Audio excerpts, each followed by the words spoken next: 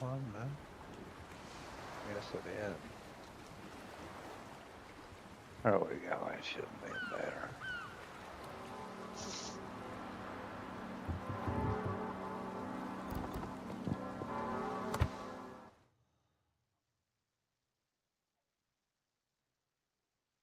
Um,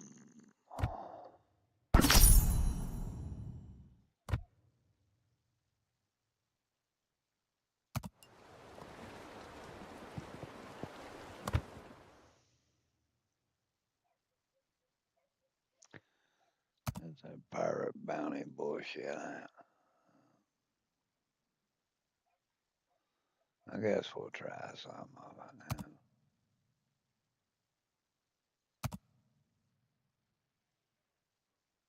now. Okay, whatever. All right.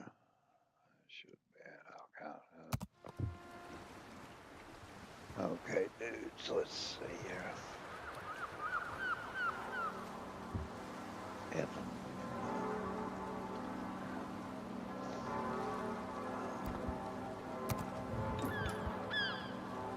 Rollins will come back.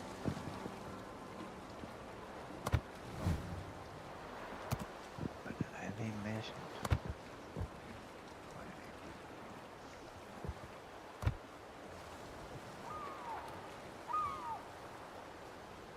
Well, he's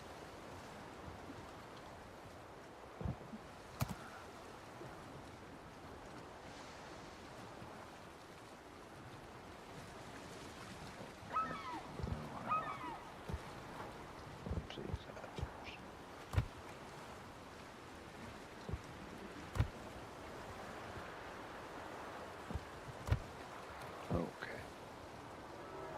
Man, don't worry about it. I've spent the damn weekend getting community tokens. I'm done.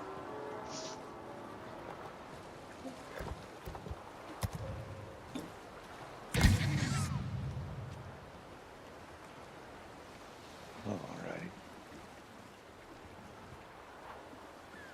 Let's see here.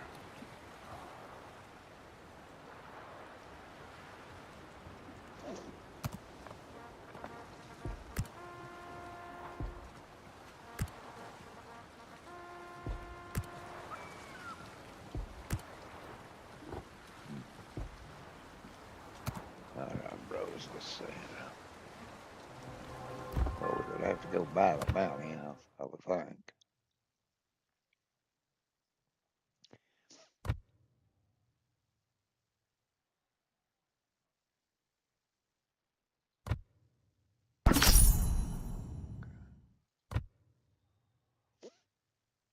Now, see all the goods you got there for these bounties. We got 5 bounties, though.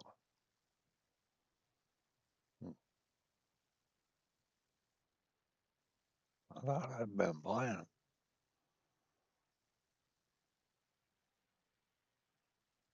Um,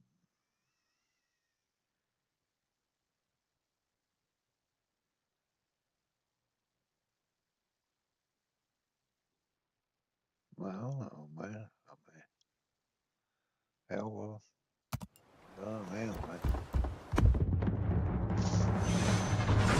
Why not?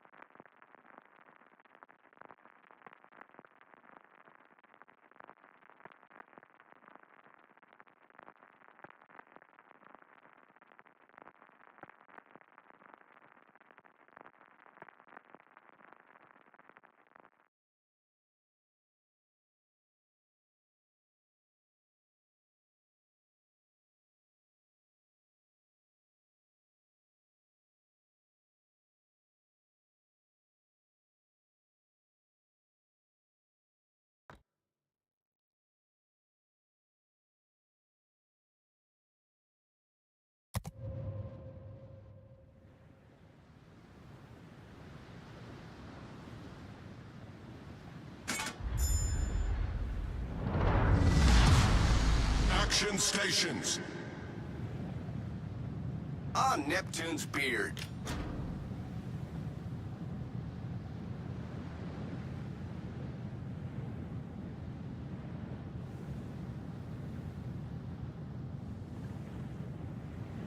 Teammate, I need your support.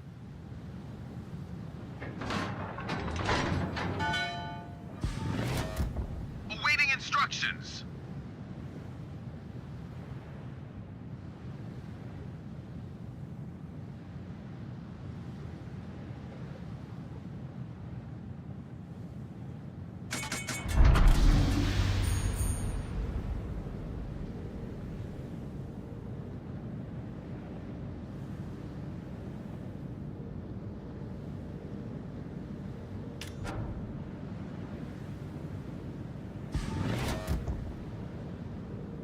You find people done today.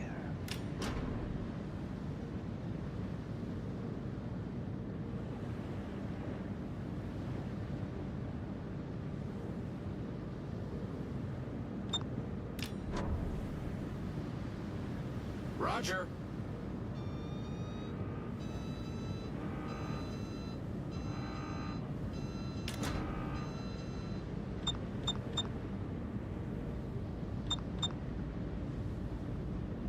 Enemy force detected.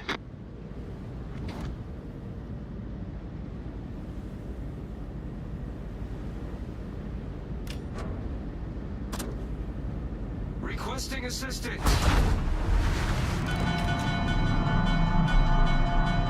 Enemy battleship detected.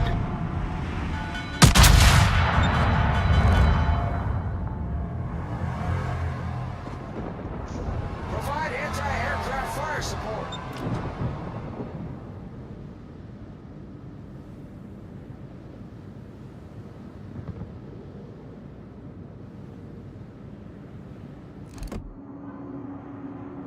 Enemy submarine in sight.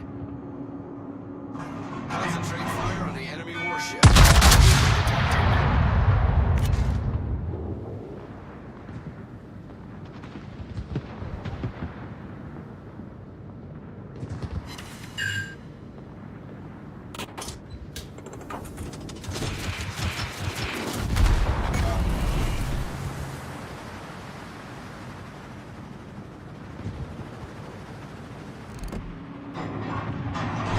Enemy destroyer detected. Enemy battleship sighted. Torpedoes to port. Torpedoes to port.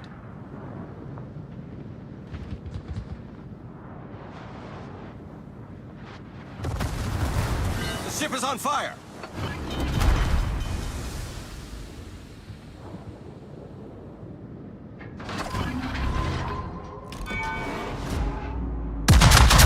Problem solved, sir.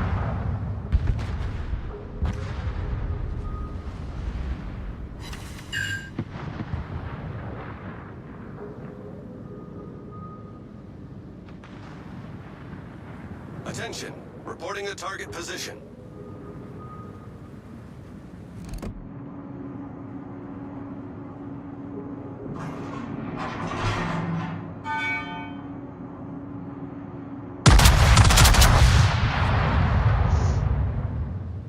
Now let's see what we can do.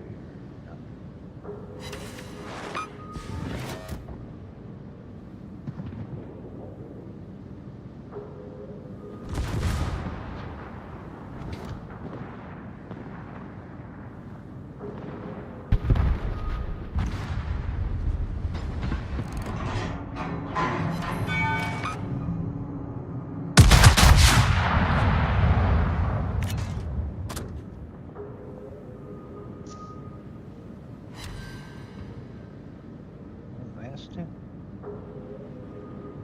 Dang, son.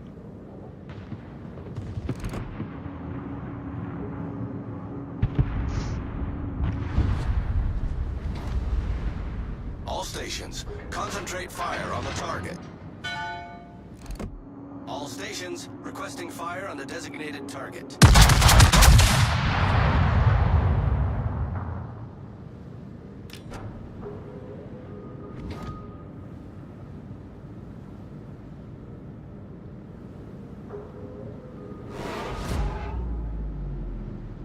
be, bro. I ain't even getting a damn shot in on these suckers. Autopilot mode Thermal enabled. capture it. Oh, heck yeah.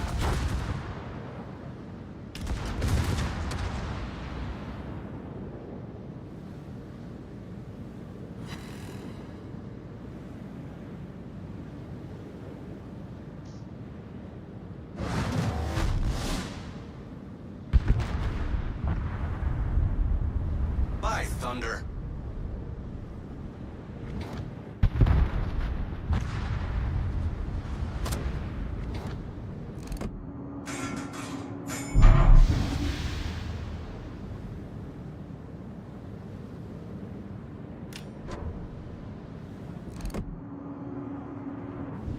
So, all right. Concentrate fire on the enemy warship.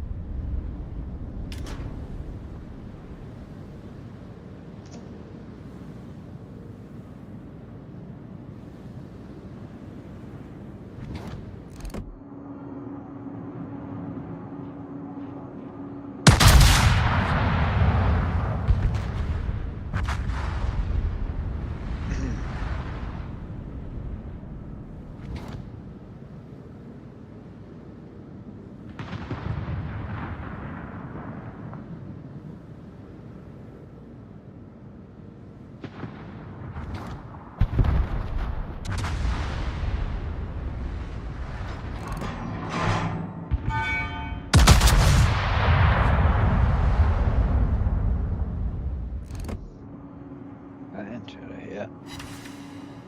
All right.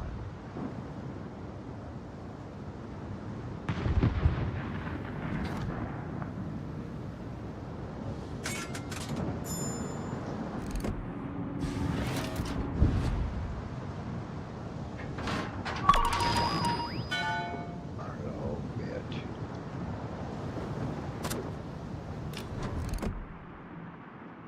Torpedoes, dead ahead. Torpedoes, dead ahead. Autopilot mode disabled. Hull breach. We're taking on water quickly.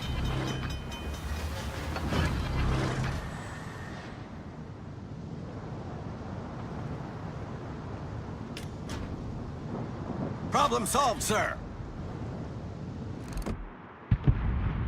Good show.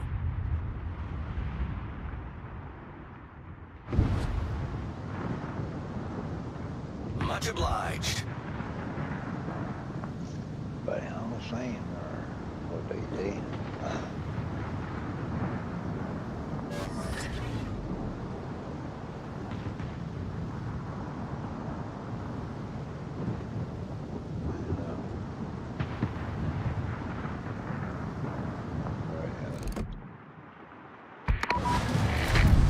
Airborne.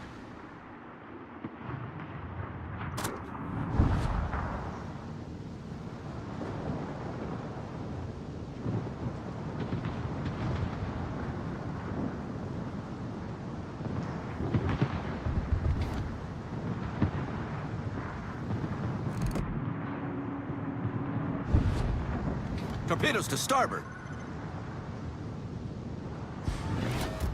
Torpedoes to starboard. Torpedoes astern.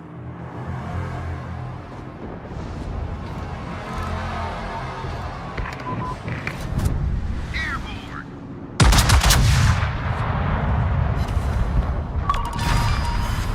Enemy submarine sunk. Good show. Torpedoes to starboard. Acknowledged.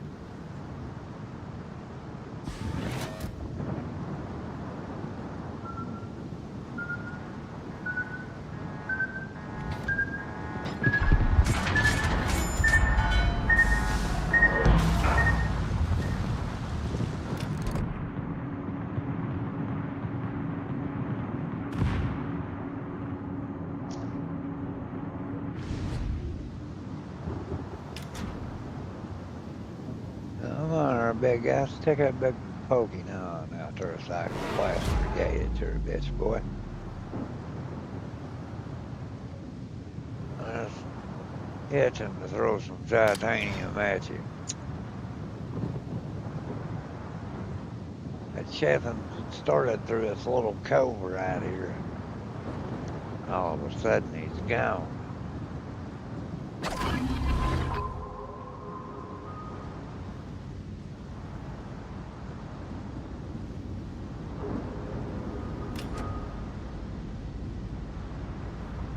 Let's push on. We'll make it. On Neptune's beard.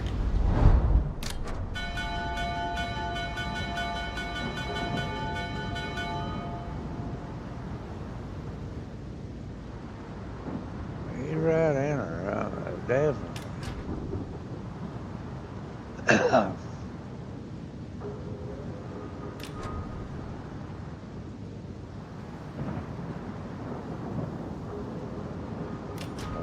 We sunk their sub. Stone the crows. Battleships and destroyer and cruisers, what they have. Oh, bro. Oh, bro. The torpedo was coming down the pack at you, yeah, or Cap Fiker. Yeah, I'm giving her all I got, Captain. I'll make this shit happen. There's a chefing over in her. Well, over here.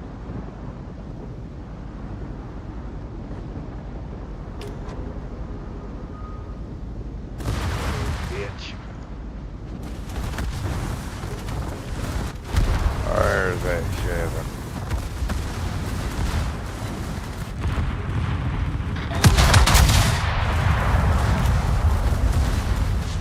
Torpedoes, dead ahead. Torpedoes, dead ahead. Careful. Torpedoes, direct front. Thank God. The ship is on fire. Torpedoes to starboard. Torpedoes, direct front.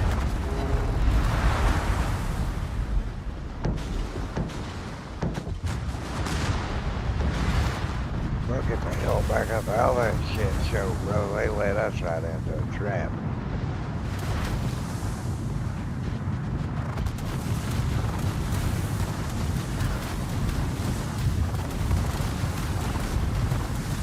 That was a big old trap.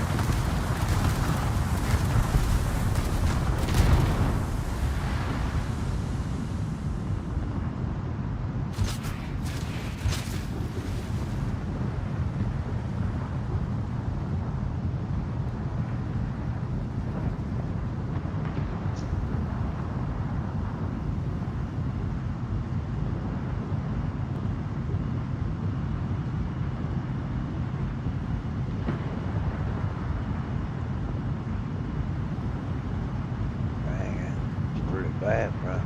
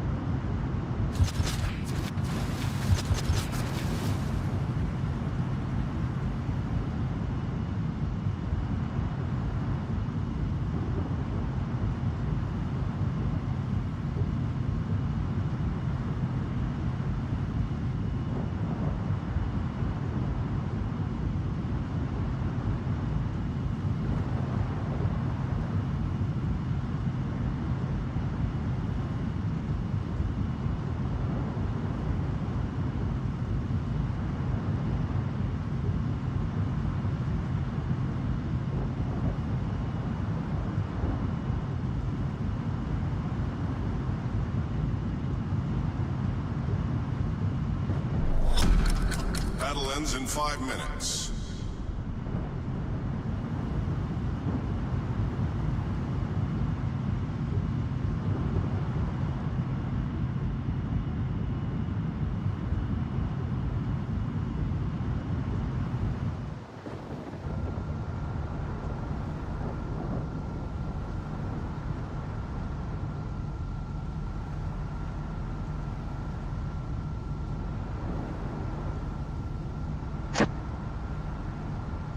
suck at this game. I really do. I love it. Don't know why, but I suck at it. Stupid stuff I do, dude. I know better than to sell it. That was a trap. I seen The that enemy is ship. about to win. Or the note is circling back.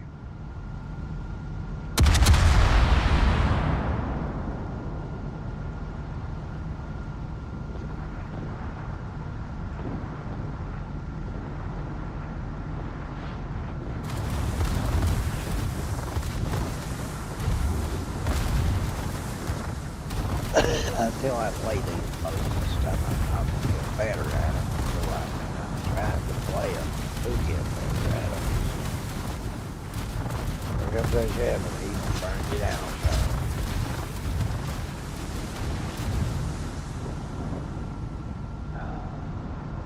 Thunder, Theodore,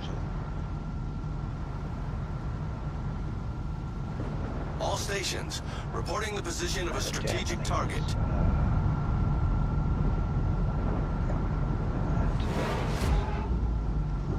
Wow. Wow. You guys can't win. You realize that? Fight them, man. I mean, go out with a little bit of dignity. Fall on your sword.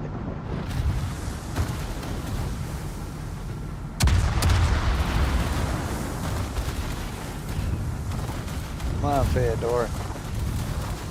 Be a doorknob.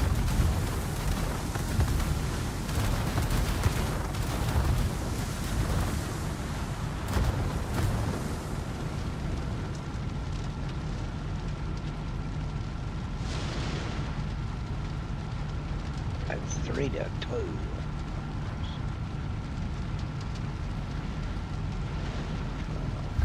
The enemy team has taken the lead. Let's see what we got up here. Bros, you can't win it. It's over. So Ah, Neptune's beard. it is, bro.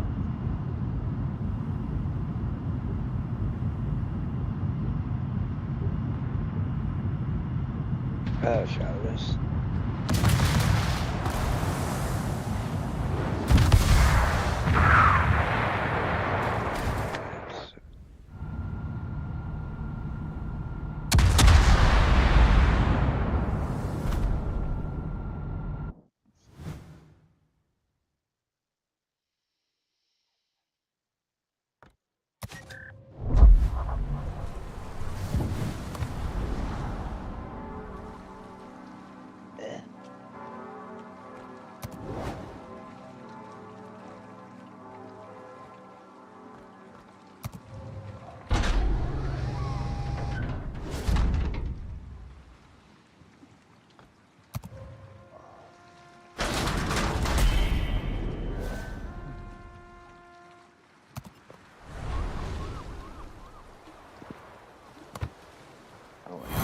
Battle Passer.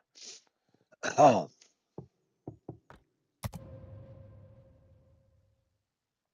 3,000. Was it a ship? Yeah, there's a ship in it this time. It's the Russian cruiser. What?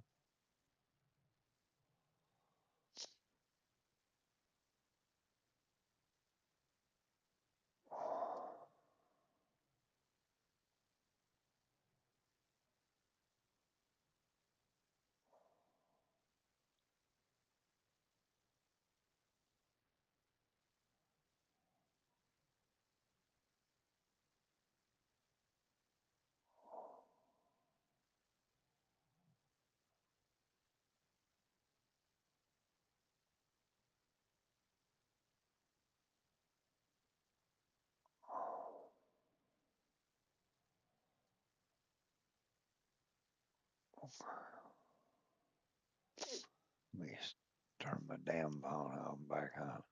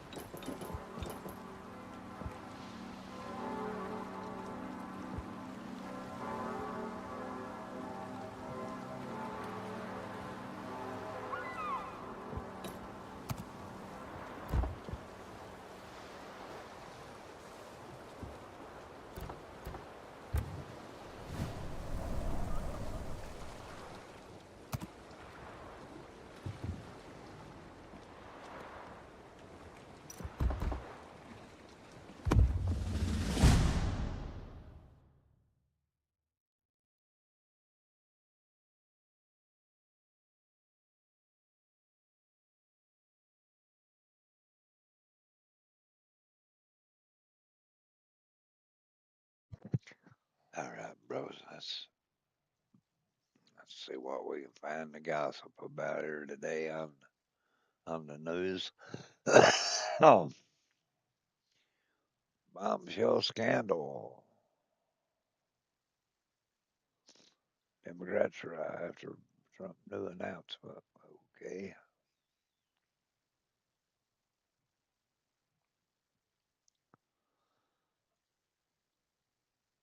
Democrats into chaos because he has exposed a potential scandal. It's called AutoPen, where President Biden was unaware of the preemptive pardons he issued to the January Select Committee. Let's hear more details on what an AutoPen actually is. Mills, I think a lot of people saying, wait, what's an AutoPen? So explain that, and also, is there any evidence that President Biden was heavily relying on one? Yeah, Mark, I've said the word AutoPen more times today than I ever have. An AutoPen is a device that replicates someone's signature, something that celebrities often use to sign autographs for fans, and it provides an identical signature every single time. So think of like a stamp. It's common knowledge that presidents use the device to. Harry Truman, believed to be the first U.S. president to do so almost 100 years ago. But the White House doesn't exactly broadcast that they're doing it for obvious reasons. The issue here, according to President Trump, is how much his predecessor was allegedly relying on it. All right, so number one, it's normal that this was taking place, the AutoPen situation. Let me explain why. When I served in the military, it's normal for a commander to have a signature stamp. Why? Because the commander has meetings to get to, decisions to make. He's not going to sit there and sign 1,000 pages, okay? However, which brings me to point number two, which is where President Trump is going with this. There are certain documents that the commander, especially the commander-in-chief, when you're talking about the United States of America, will read himself or have his counsel standing next to him read it so he understands this is what you're signing. So what President Trump is alleging here is that Joe Biden didn't know any of that and someone else was signing everything without his knowledge. Let's continue. And overnight, the president upping the ante, posting that the pardons signed by President Biden are, quote, hereby declared void, vacant, and of no further force or effect because of the fact that they were done by AutoPen. In other words, Joe Biden did not sign them. He continues, those on the Unselect Committee, referring to the House committee that investigated January 6th, should, quote, fully understand that they are subject to investigation at the highest level. The fact is, they were probably responsible for the documents that were signed on their behalf without knowledge or consent. This claim originated from the Heritage Foundation's oversight project. They highlighted signatures from pardons the president signed, including those for Anthony Fauci, Mark Milley, and the January 6th committee. They allege the signatures are identical, suggesting the use of an AutoPen. They contrasted those signatures with the one announcing Biden's withdrawal from the 2024 presidential race, which they say is noticeably different. So again, the issue is not that the AutoPen was used and that the signature is the same. The issue is, did the president at the time, was he aware that that was done? Or did someone just do it without his knowledge? I mean, if we're just being fair, that's where this is really going, okay? Now, this is another situation where I believe President Trump is saying something on social media in order to do what to Democrats? Keep them distracted. And that's exactly what's going to happen with the media. That's exactly what's going to happen to Democrats. They will take the bait and they will obsess over this. But President Trump is not stupid because he knows, even though he went on social media and said that these pardons are null and void, he stated very clearly on Air Force One that it's actually up to the courts. So to follow up on the Biden AutoPen, are those executive orders, those pardons from the president now null and void? I think so. It's not my decision. That'll be up to a court. But I would say that they're null and void because I'm sure Biden didn't have any idea that it was taking place. And somebody was using an AutoPen to sign off and to give pardons.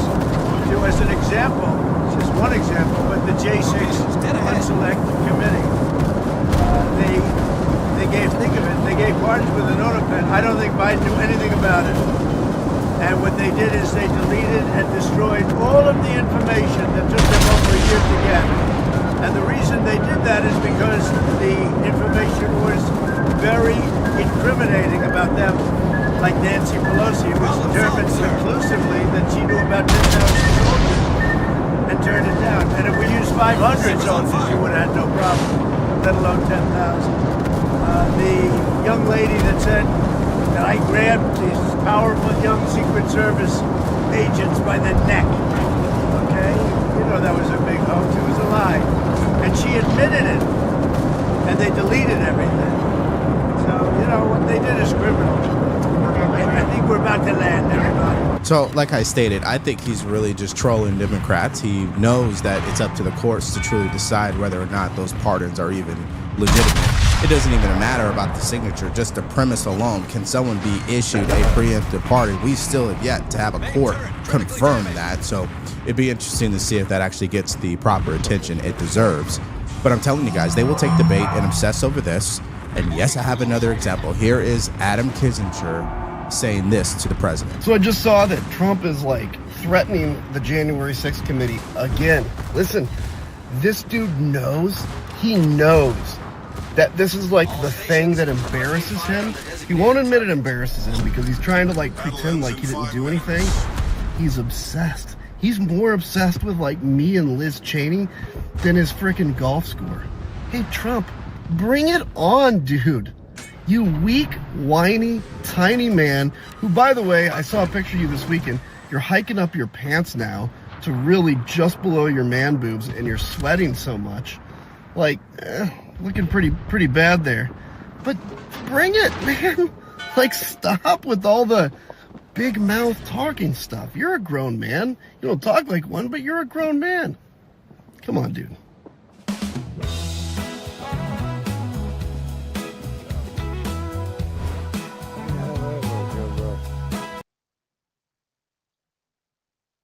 What I find fascinating with people like Adam Kinzinger, why do you guys respond? If you feel you're so innocent and Trump is wrong, why do you let him live rent-free in your mind? Right? That's what I don't get. The ship is on fire. If you want to talk about a weak and tiny man, a man who's that emotional as you, where you were so triggered you had to put up a post on social media, yeah, that's a weak man. And here's what President Trump put up on Truth Social yesterday. I think this photo is funny. It's entertaining. It's a joke at best. It's not really that serious. But Democrats believe it's really that serious, and they're going to focus all their attention on it. Now, the legal analyst for CNN, he knows what the deal is about this. Take a look. Can he say the pardons are void? No. No, legally, and we're this done is here. Dead on arrival. This is a ridiculous sideshow. Yeah, right, there you go. Look, the key question with the pardon power is what was the president's intent? We've had auto pen for decades. No presidential action has ever been invalidated or undone because it was signed by auto pen. And while the pardon power itself is extremely broad, there is no such thing as an unpardon power. This thing feels to me just like a rabbit hole. I wouldn't even pay it that much mind. There's no way this is going to actually happen. The fact that the mainstream media is giving it attention, but they have nothing to say when it comes to MAGA influencers being swatted, I think that tells you how much President Trump lives in their mind as well. So he's right. From a legal point of view, why are we even discussing this? But from a political point of view, from an emotional point of view, they can't help it. They have to react. And that's where you know they haven't learned a lesson. If you truly want something to die off, stop giving it energy. And that's exactly what's been happening to the party and their voter base, especially when you're talking about moderate Democrats. They haven't been giving them the attention that they've been crying out for, which is why their approval rating is so low. And this morning, CNN continued to pile on.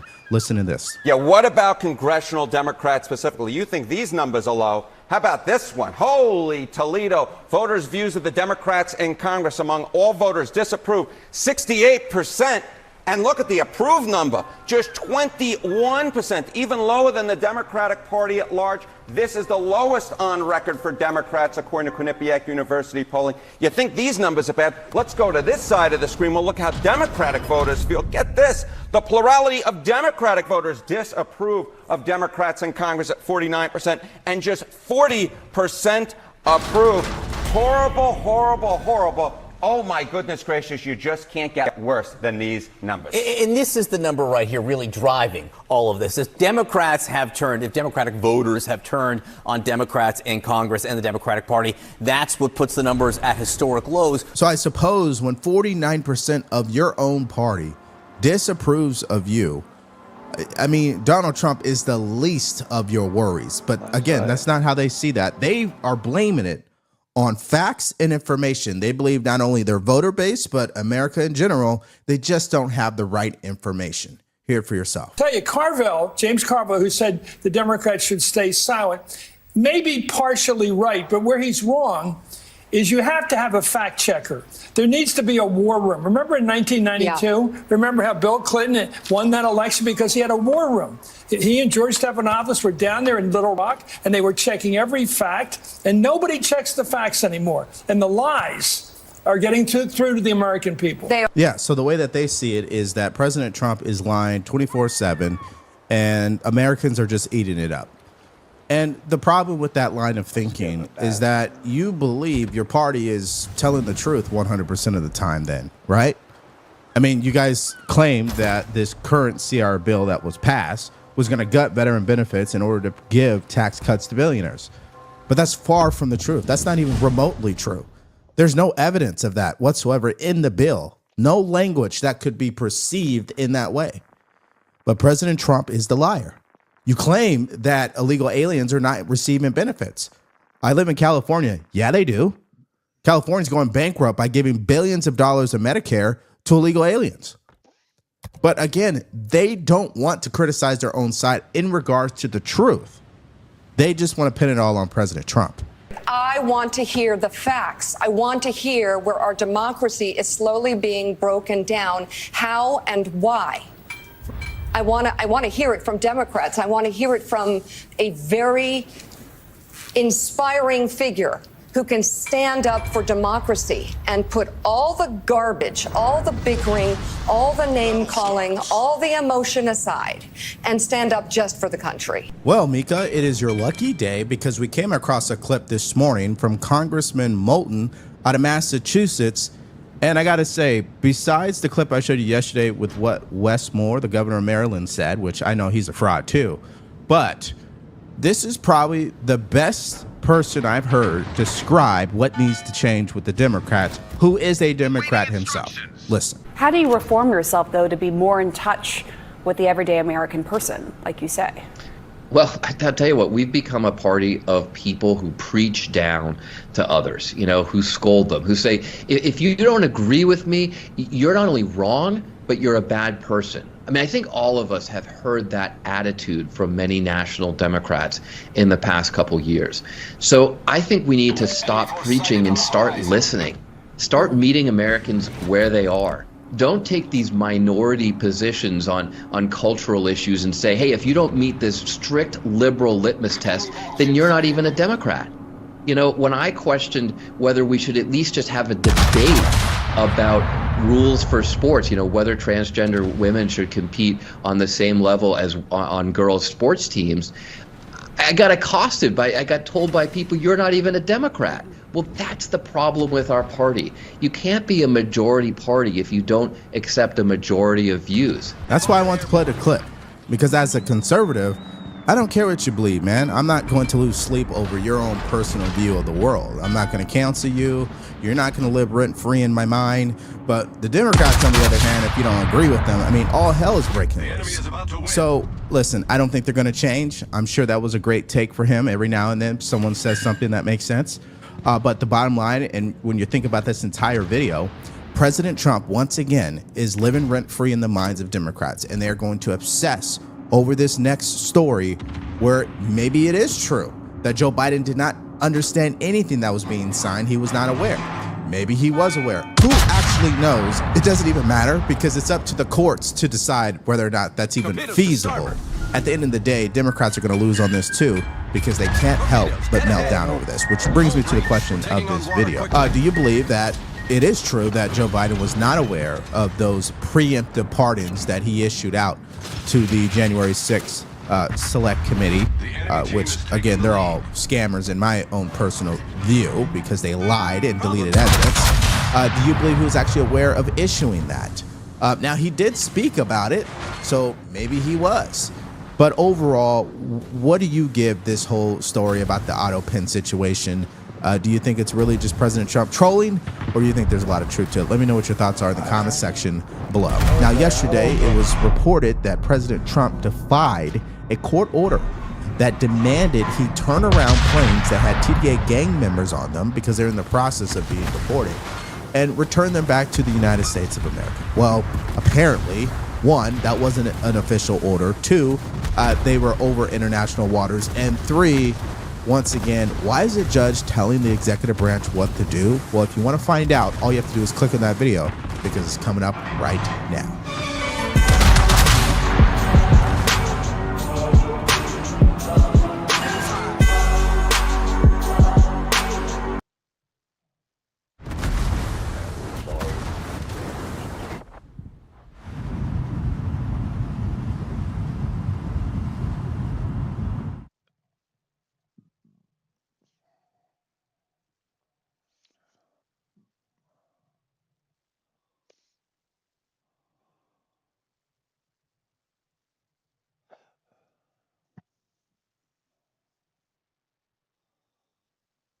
Well, it looks like a pretty good. This afternoon says that the pause, a White House memo just issued this afternoon says that the pause does not affect Medicaid. It already had clarified that it didn't affect Social Security or Medicare.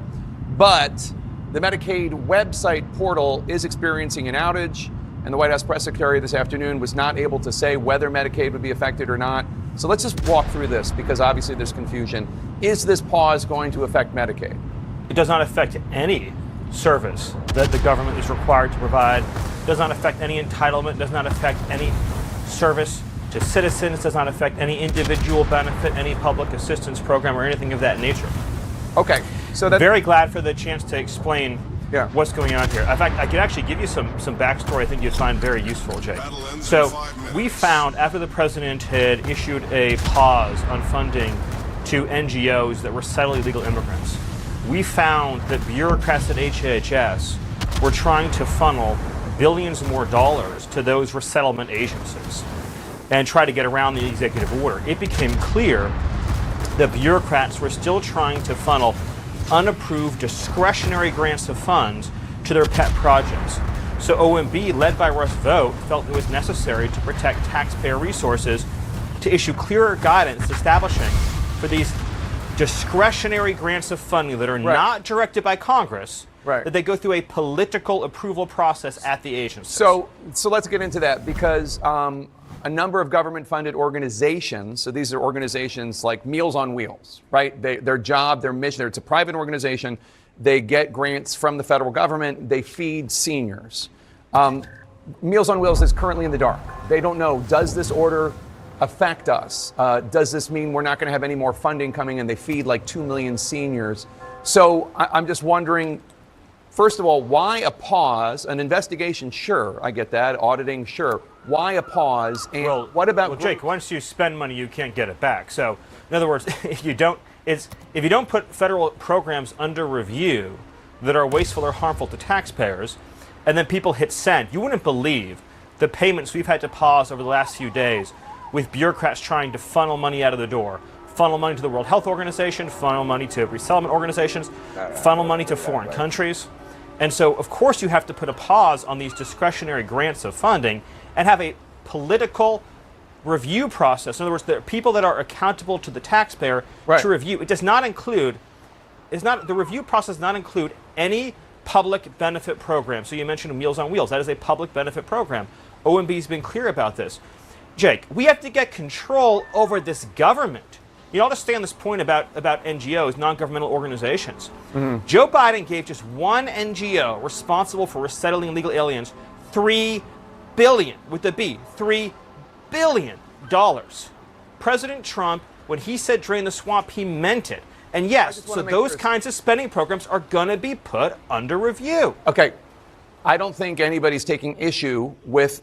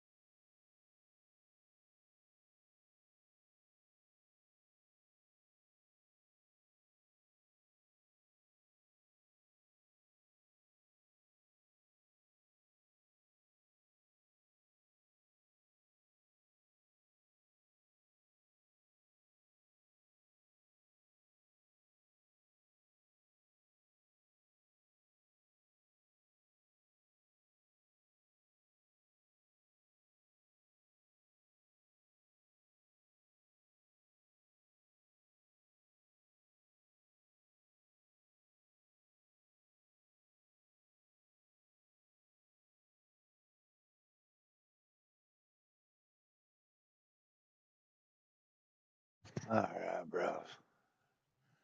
I'm back here.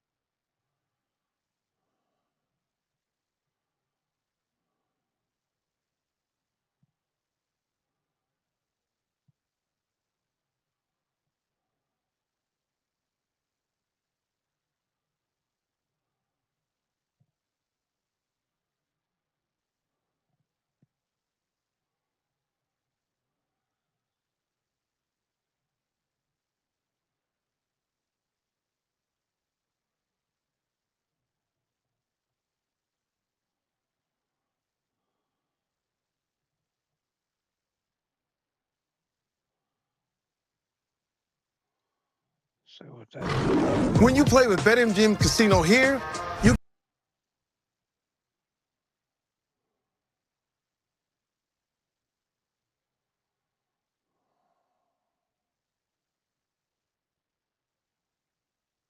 Trump invoked an 18th century wartime. Hours after President Trump invoked an 18th century wartime law, alleged members of Venezuela's prison gang, Tren de Aragua, arriving in El Salvador.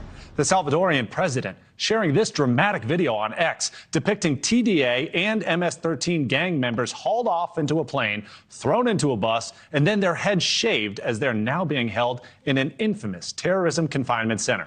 A senior Trump administration official telling News Nation in total, 261 illegal aliens were deported to El Salvador, of which 137 were deported using that Alien Enemies Act. The timing comes as a federal judge actually blocked deportation flights after Trump invoked that law from 1798. But the Trump administration is firing back now, saying it did not violate that ruling because the planes were already in international airspace. News Nation's Jorge Ventura live in San Diego with what we're learning about those deportations at this hour. Jorge. Well, Alex, a senior Trump administration official confirming to News Nation that the rap sheets of those illegal aliens deported to El Salvador yesterday do include kidnapping, sexual abuse of a child, robbery, and aggravated assault on a police officer. Now, according to El Salvador's president, Nayib Bukele, the country will be receiving 238 suspected Tren de Aragua gang members and 23 suspected MS-13 gang members who were immediately transferred to the country's mega prison. Footage from El Salvador's government shows a high-security transfer with shackled prisoners stumbling forward as heavily armed officers push them along. The wrists, ankles, and waists are tightly bound, forcing them to shovel in short, restricted steps. On the tarmac, riot police stand shoulder to shoulder, gripping their batons as helicopters hover overhead, scanning for any disturbances. The men are loaded one by one onto special units and military buses, their heads forced down as officers keep them under strict control. Sirens blare as a convoy of armored vehicles, escorted by special forces, transport them straight to the notorious Seaside mega prison, the same facility where El Salvador's government has locked up tens of thousands of gang members in recent years. Inside the prison walls, the men have their heads shaved in assembly line fashion while guards stand over them barking orders. Cameras capture the moment they're wearing white prison uniforms before being marched, hands behind their backs, into tightly packed holding cells. Back in Washington, D.C., a federal judge ruled that deporting migrants without due process violated long-standing U.S. asylum protections. The White House pushing back, saying they didn't violate a court order. Quote, "The order came too late, and illegals were already in international airspace." The El Salvadoran president posting, "Oopsie, too late." His government confirming the inmates will remain in El Salvador with no plans to return them to the U.S. U.S. officials are back in the move. Secretary Marco Rubio called it a fair price for American taxpayers. And for those 137 illegal aliens deported under the Aliens Enemy Act, that does allow the U.S. government to deport those individuals without trial, Alex. Jorge, we're also following up on the USS Gravely. That's that guided missile destroyer deployed yesterday to the U.S. Northern Command Area of Responsibility. That marks a major shift in border security efforts. What's the latest that you're hearing on this deployment, and what can you tell us about the broader strategy to secure that border using that destroyer?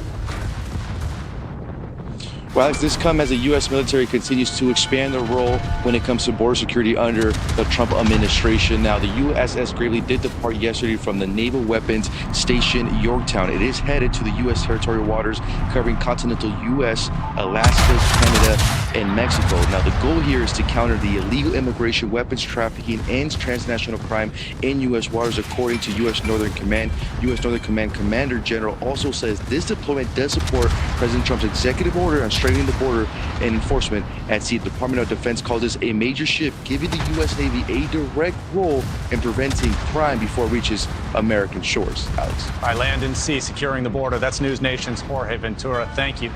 Thanks for watching. Go to joinnn.com to find News Nation on your screen. And don't forget to click the red subscribe button below to get more of News Nation's fact-driven, unbiased coverage.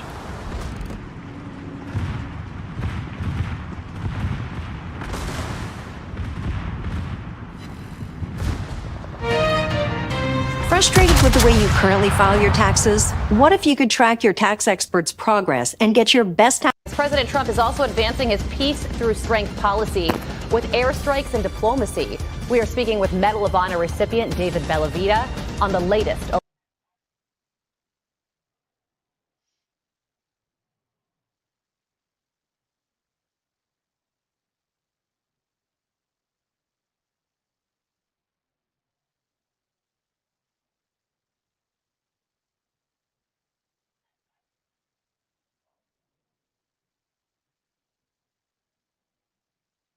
Take someone 5 minutes to Google Jake Tapper, Donald Trump, to see that Jake Tapper has consistently we're going to stop this interview if you're going to keep President attacking Trump my colleagues. to Adolf Hitler. Ma'am, I'm going to stop this interview if you continue stating, to attack my colleagues. I would like to talk about Joe Biden and Donald Trump, who you work for. Yes. If you are here to speak on his behalf, and I will am willing do to that. have this conversation. I am stating facts that your colleagues have stated in the past. Okay, now, as I'm for sorry, this guys. debate, We're going to the come back out to the expectation panel. for- Caroline, the thank you very much for expectation- your time. You are welcome to come back at any point. She is welcome to come back and speak about Donald Trump, and Donald Trump will have equal time to Joe Biden when they both join us now at later this week in Atlanta for this debate. Our thanks to Caroline. Take someone 5 minutes to Google Jake Tapper, Donald Trump, to see that Jake Tapper has Ma'am, we're going to consistently stop this interview if you're going to keep President attacking my Trump to colleagues. Adolf Hitler. Ma'am, I'm going to stop this interview.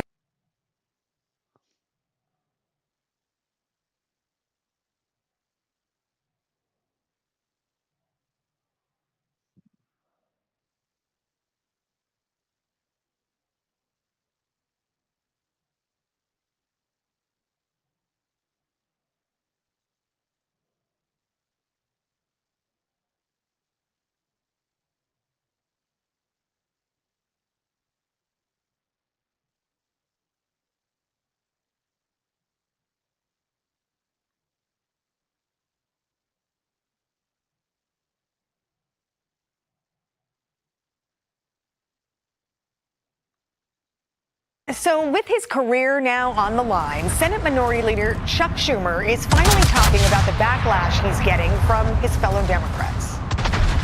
In my caucus, for instance, I knew there would be divisions. Have you spoken to Jeffries since the vote? I speak to Jeffries regularly. Have you spoken since the vote? No, we haven't spoken since the vote.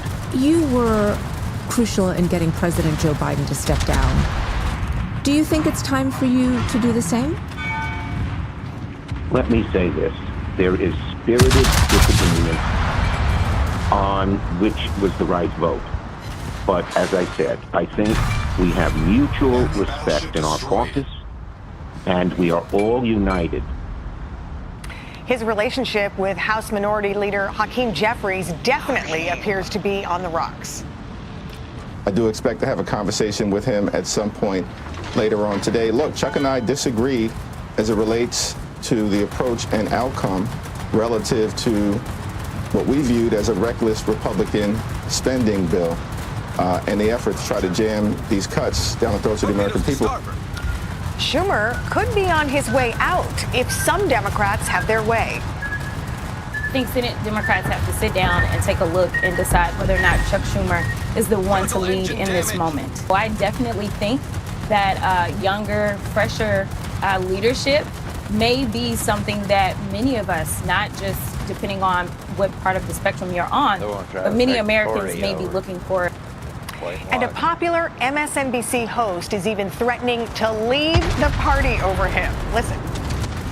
And I'm pissed. Yep. Okay, so, you know, Leave it to you, Bob, there's girl. actually little that the Senate minority leader can say, and the 10 Democrats that voted with the Republicans can say, to appease somebody like me. I'm about to change my registration to independent. The Democratic Tea Party was born the same day that Chuck Schumer took to that podium to read that very well-crafted statement that told us he folded like a paper napkin. Okay, this is so funny, right? But you know what's so interesting is that it's always the Democrats that are viewed as the united party in Congress, right? And now look at them. They're, as far from being united as you can imagine. What happened, David? Loss of control in the American people and what happened on November 5th. They were rejected. Think about the election rejection of all the leftist policies, that parents don't have a right to what's happening with their kids in school, DEI, mutilation of children, security. We were talking about that in the first part of the show. The fact that the economy was headed in the wrong direction because of their deliberate actions and overspending, and they told us it was just transitory when it came to inflation. Eventually, the people woke up and said, what's my desired outcome? And when they looked at it, they went, it's not that. Look, Simone Sanders, I don't know who's watching her anymore when she speaks, but nobody that's watching her is going to come over to the Republican side soon unless they're just watching for the laughs of it. So let them self-destruct, let them go further left. I hope they keep going, and I have 4 words. Run, AOC, run. That's 3 words. Run, AOC, run. Yeah, well, we'll see. That's what we're hearing. Lisa, I want to put this poll up here and have you react to this. This is NBC and CNN poll showing Democratic Party approval. Look at this. 27% positive, 55% negative. So to David's point, does Chuck Schumer survive, or are we going to see AOC in a primary? Well, I'd love to know what the 27% are thinking. They're crazy. They're not. I think this is just an excuse to try to push Chuck Schumer out, because the justification and their argument against him is not sound. You had 10 Democrats in the Senate voted to end debate. They voted for cloture. And you had Democrats in states like Hawaii, New York, and Illinois as well, so like liberal states, right? So Chuck Schumer was not alone in this. So I think their justification is not sound here. I also, I do love this, though, because you're talking about the conversation always centers around sort of like the disorder in the Republican Party. Even going, I worked in politics for almost a decade before getting into TV. Even during the Tea Party, that's all the discussions were about. So now the question is, can Democrats lead, or are Democrats, in an orderly fashion? But I'm glad that they got this out of the way, because now it frees up President Trump and the Republican Party to focus on immigration and border security, and also to get the Tax Cuts and Jobs Act renewed. But I just don't think their justification in going after him is very sound. Griff, I know you were you had read the article in the New York Times about Chuck Schumer. So what was your take on that? So I think, to Lisa's point, it's fascinating that, the Wall Street Journal writes that Chuck Schumer saved Democrats from themselves, because had the government shut down, then the onus would have moved away from everything Musk's doing to Democrats who are responsible for government shutdown. And they point out that Schumer has now become public enemy number 3 behind Trump and Musk. So we'll see how that works out. But there was one point in the interview where Schumer is trying to argue that just give it time, Republicans will come around. Here's how he said it. When he went below 40% in the polls, the Republican legislators started working with us. He was at 51, he's now at 48. We're going to keep at it, keep at it, keep at it until he goes below 40.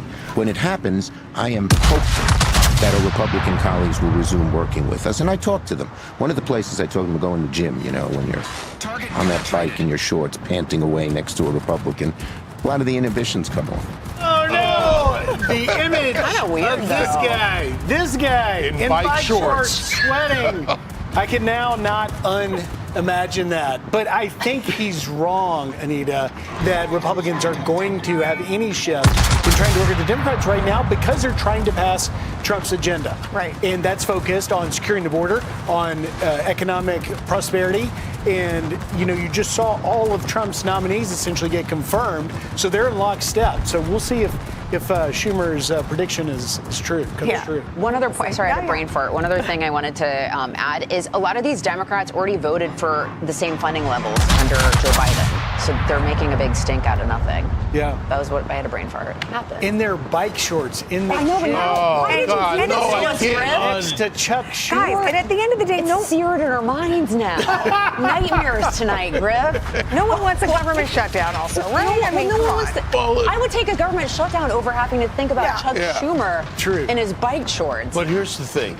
Donald Trump never cared about the polls. He focused on the issues. Issue-based polling is different than favorability, and the American people are united because they align with the Trump agenda, with the American agenda. The Republican Party moved to the people, not the other way around. All right, and guys. that's not going away anytime soon. Got to leave it right there. Hey, Sean Hannity here. Hey, click here to subscribe to Fox News YouTube page and catch our hottest interviews and most compelling analysis.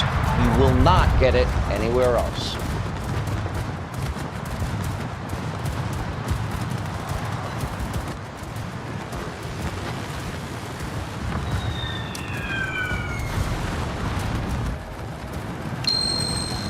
There is a new push to keep guns out of kids' hands. And there's a new way to do it developed by a Spokane Valley man.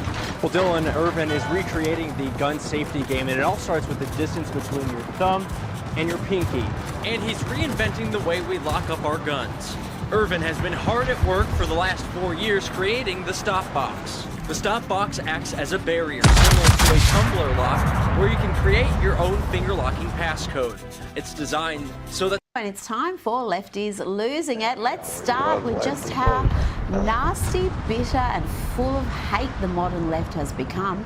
This next woman is so demented with hate that she wants you and your children and your grandchildren to die. That's not hyperbole, it's precisely what she says. I would like for you to die of measles, of polio, of all the horrible diseases that living in this country, in this bubble of privilege and ignorance and morbid stupidity, you've had the luxury of not having to worry about it because it doesn't really affect you. I hope it affects you. I hope it affects your children and your grandchildren. I hope it guts your community. That will make my life meaningful and extremely happy. Charming. She wants your family to die and your community to be gutted. It'd make her happy, that's what she said. That's from the side that likes to portray itself as tolerant and compassionate. And they also like to portray themselves as intelligent and educated.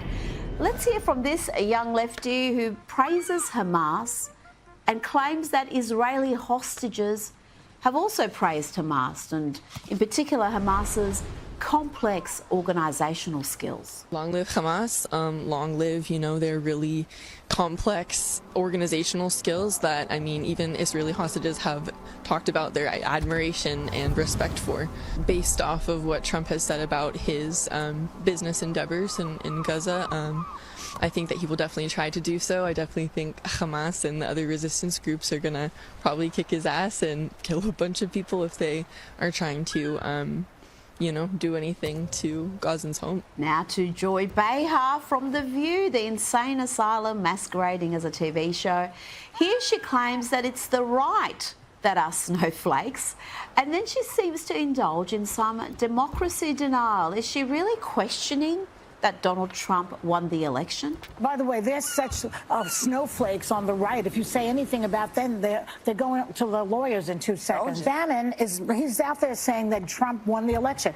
We know he didn't win the election. Let's check in with alleged comedian Stephen Colbert, who had billionaire Reid Hoffman on his show. This is the guy who has funded lawfare against Donald Trump and has in the past been forced to apologise for spreading disinformation during a Senate race. And He also had to say sorry for suggesting that the Trump assassination attempt was a false flag. But he's a lot more shy these days. Well, he was on Colbert anyway. Watch here as Stephen Colbert tries to get him to attack Elon Musk. But this is the best Hoffman could do. You know Elon. Should we trust what's going on? Well, I think, let me put it this way. What I want to say is that as Americans, we should be trying to help as much as possible, right? We want government efficiency. Yes. But obviously, we could do it in a much less cruel and much more lawful manner. Yes, cutting government waste and spending on mad green and trans projects is very cruel indeed. But a very timid response there, not like the Reid Hoffman we've known and loathed over the years.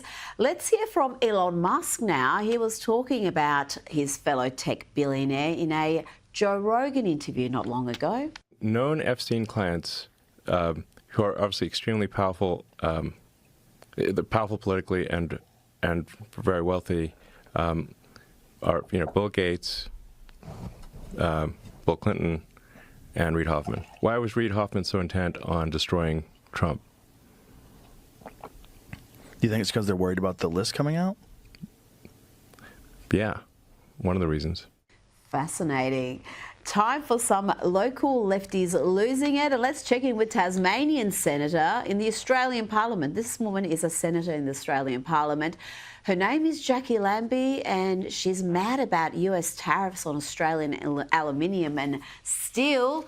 Listen to how she would handle this issue. Talk about delusions of grandeur. It really is quite scary to think this woman is a senator. Quite frankly, we don't owe the United States anything. You have one or two choices. You can sit here in a corner now and you can do nothing and let them walk all over the top of us, or you can continue to play the nice game, which, by the way, has not done anything to help us. So now it's about time you started hitting them back where it hurts. And these things will hurt. I can tell you, if they do not have access to Pine Gap and the communications there, then they are not gathering any intelligence over this side of the world. This is huge. So just warn them. We will close their intelligence off. It's huge, folks. It's huge.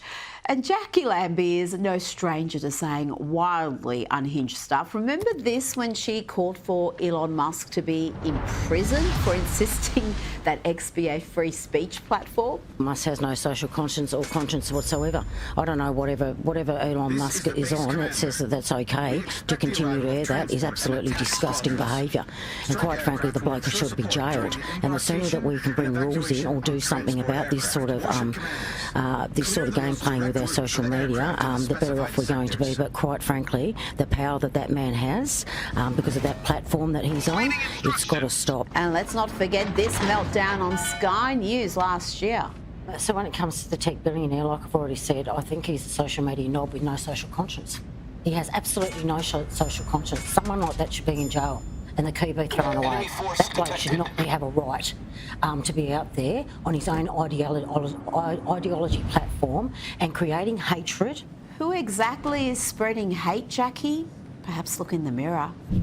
Now, we've got plenty more lefties losing it content with my next guest, Newsweek Senior Editor-at-Large and Article 3 Project Senior Counsel Josh Hammer.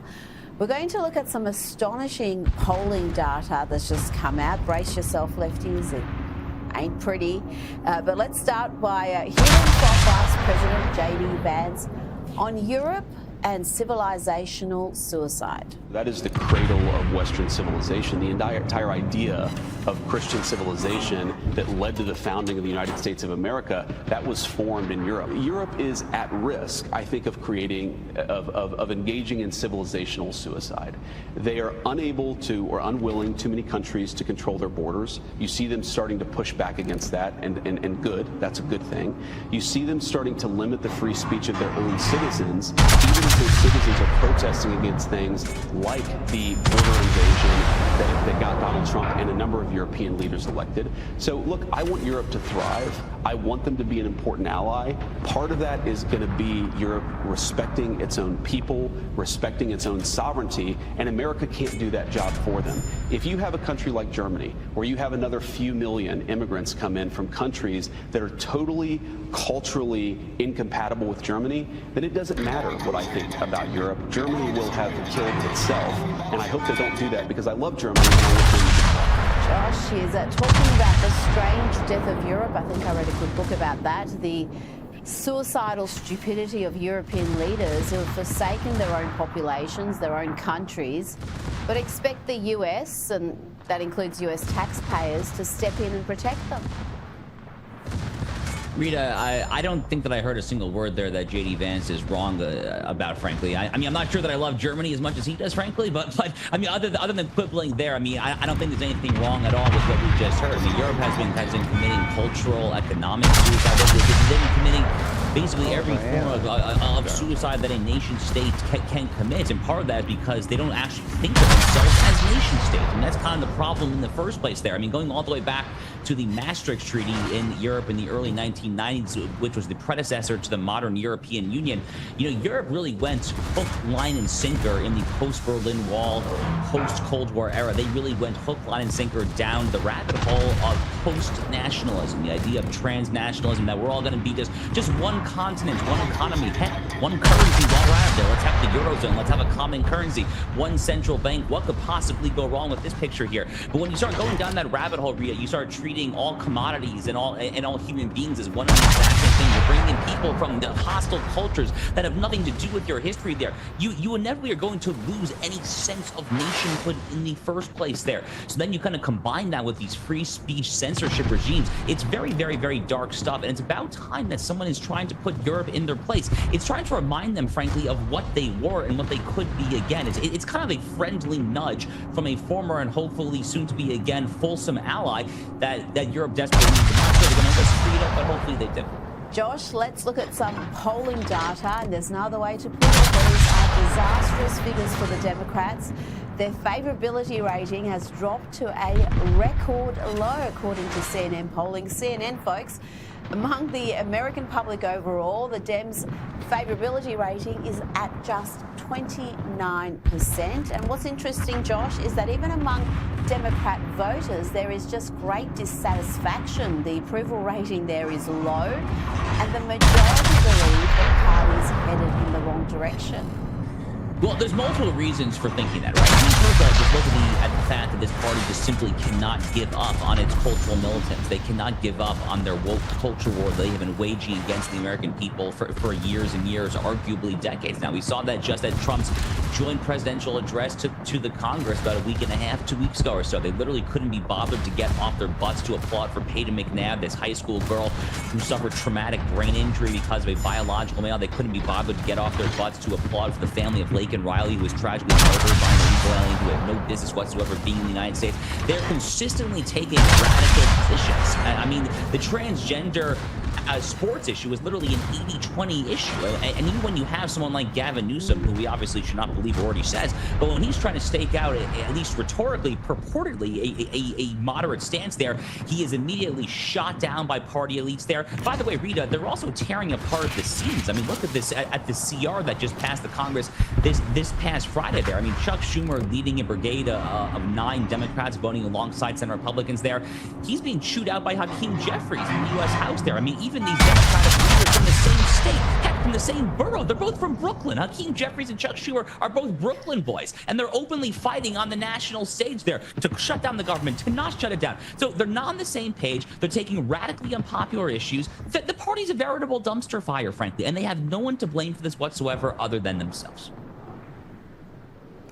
And there's more bad news for lefties everywhere, including Bill Maher, who seems to think that Trump voters are all having massive amounts of regret at the moment. Watch this exchange between him and Batia Sargon, who will be on the program later in the week. This just shows you how divorced from reality so many lefties are, even supposedly sensible ones like Bill Maher. I'm just wondering what you think now. We're approaching 2 months in. I mean, you must have a feeling in your gut. Look me in the eye and tell me you don't. that this is really going badly and I shouldn't have thrown my lot in with this team? Oh, no, I feel the opposite. All right. But Josh, let's look at the data that's just come out earlier today from NBC News. 3 months into his second term, President Trump has hit his highest ever approval rating. And Josh, more Americans say the country is in the right track than at any other point in the last 21 years, since 2004. And that is incredible given the relentless negative media. Yeah, you know, it's funny. So in some polling, Trump's approval rating has slipped at least a little bit relative to his highs on January 20th. But Rita, the thing that you have to bear in mind here that Donald Trump started the presidency with what for contemporary American politics is actually like sky-high approval ratings there. He basically had the highest approval rating on day one of his presidency that he had for his entire term there. Some current polls show that he has maintained that level of support. Some show that it slipped a little bit.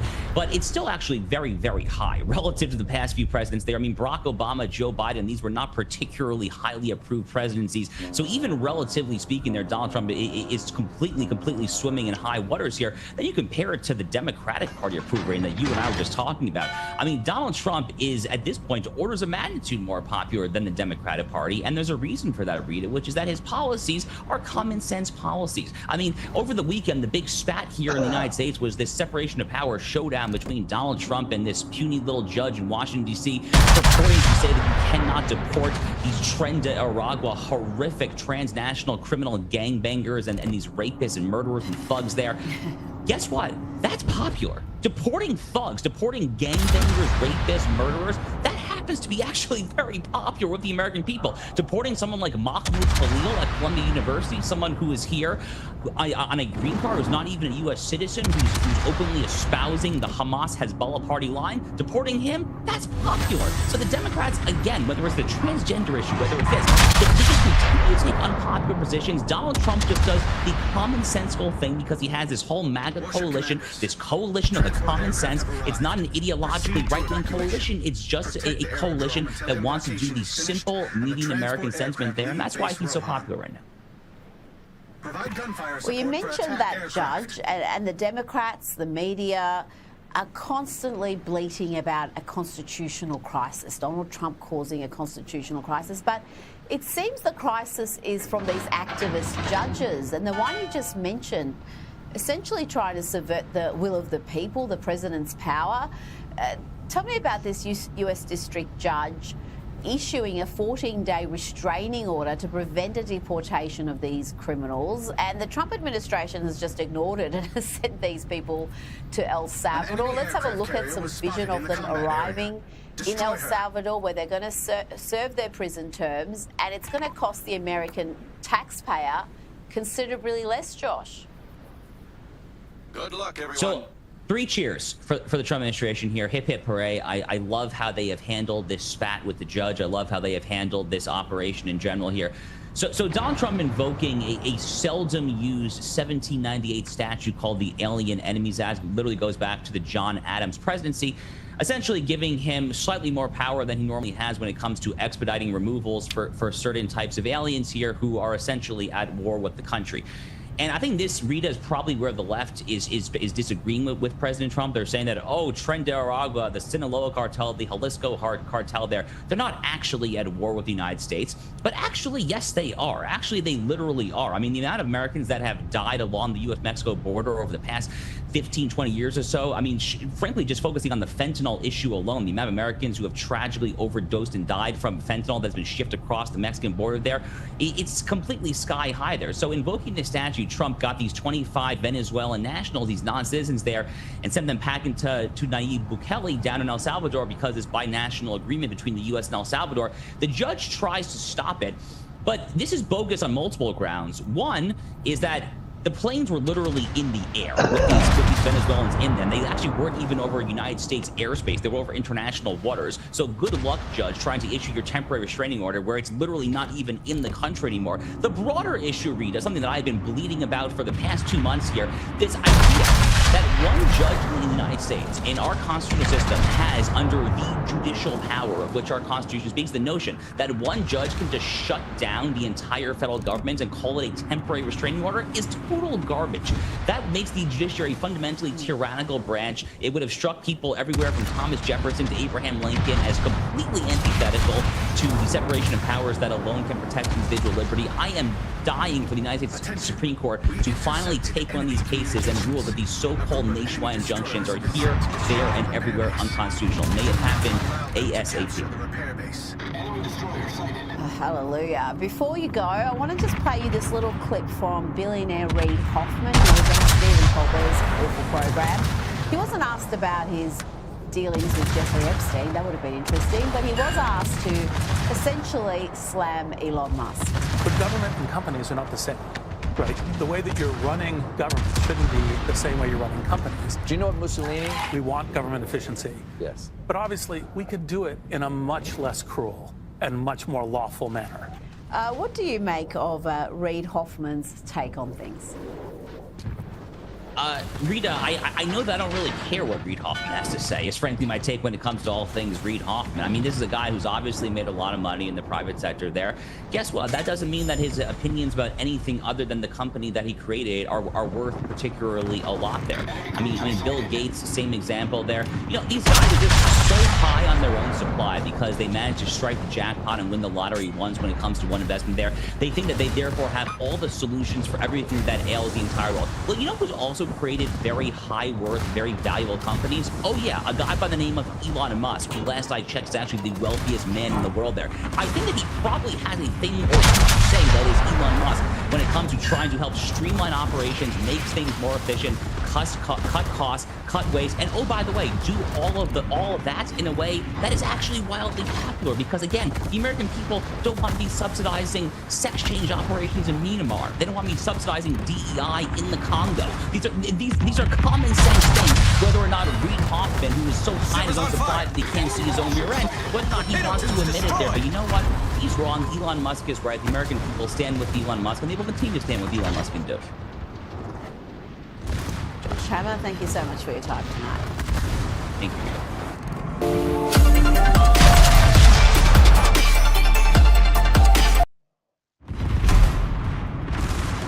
The ship is on fire. Attention. Reporting the target position. Enemy cruiser sighted. Enemy aircraft carrier sighted.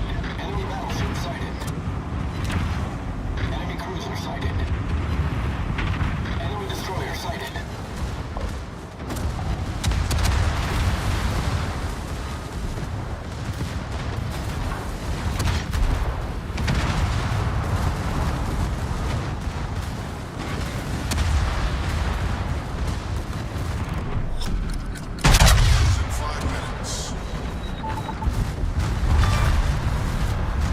Sunk an enemy destroyer. Whiskey is finished. Our repair base is no longer in danger.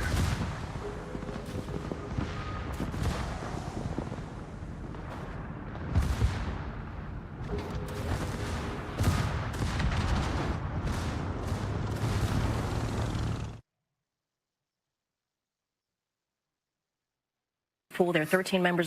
And it's time for Lefties Losing It, and good news, I have a View extravaganza coming up. But first, let's hear from the View's target audience. You know, those angry, ill-informed Karens. This one is particularly mad. They brought Zelensky into the Oval Office and attacked him. And you people who are celebrating that. Problem solved, sir. You. Not actually what happened, but you know, facts aren't important to the left, as you'll see in the next few clips, because it's time to check in with the dangerously delusional ladies of The View, and I regret to inform you they are increasing in number. You think about journalists, you think about the reason they're in the press briefing, you think about the reason they're in the pool. It's called the protective pool. There are 13 members of the pool. I'll try not to get too wonky here. And their job is to provide unbiased information to the American people, because the American people deserve that. Yes, that's former White House press secretary and professional liar Karine Jean-Pierre at The View, on the View desk. I wonder, is that a little bit of an audition? As for the American people deserving the truth, you think we've forgotten this? I've spent sometimes countless hours with him, whether it's in the Oval Office, whether it's on the road, and I believe, for me, you're asking me my personal opinion, he is sharp. He is on top of things. Sharp and on top of things. Yeah, cool story, bro. And she repeated that lie, I don't know, approximately 5,000 times in recent years. But Corinne has some ways to go to reach the derangement levels needed for a full-time gig on The View as a co-host. Can she reach that pinnacle, the pinnacle set by, say, Whoopi, also known as Karen Johnson? Yes, that's her real name.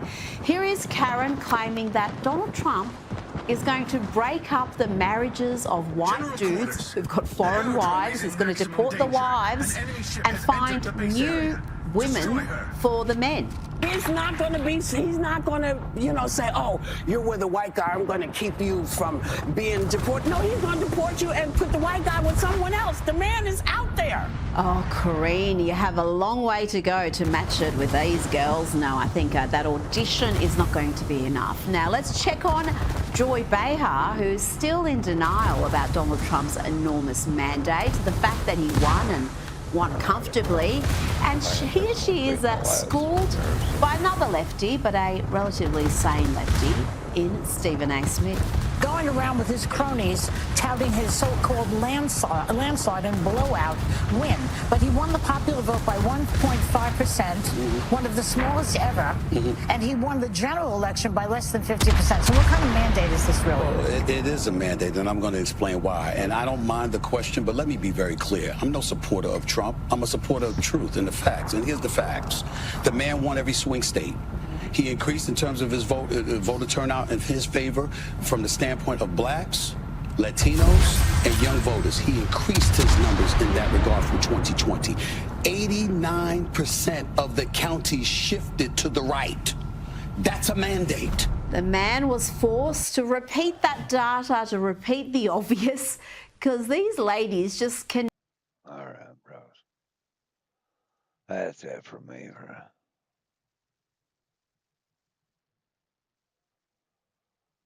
Hey, thanks for the lap, Lacquer Reaper.